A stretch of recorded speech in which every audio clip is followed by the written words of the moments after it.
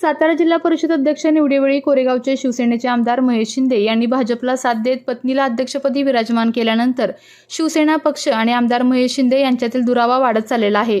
कोरेगावमध्ये आमदार महेश शिंदे यांना पर्याय म्हणून शिवसेनेकडून आता कोरेगावचे माजी नगराध्यक्ष राजाभाऊ बर्गे यांना ताकद देण्यात येत आहे।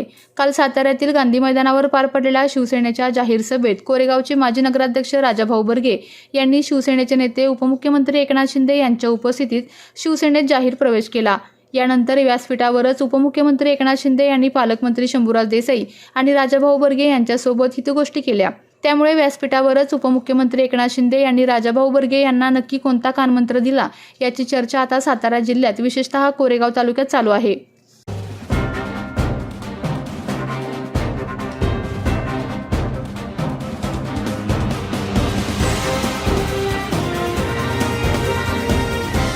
आपल्या तालुक्यातील जिल्ह्यातील बातम्या सर्वप्रथम पाहण्यासाठी आजच सातारा न्यूजला YouTube चॅनलवर सबस्क्राइब करा, लाईक करा, शेअर करा आणि बेल आयकॉन प्रेस करायला विसरू नका।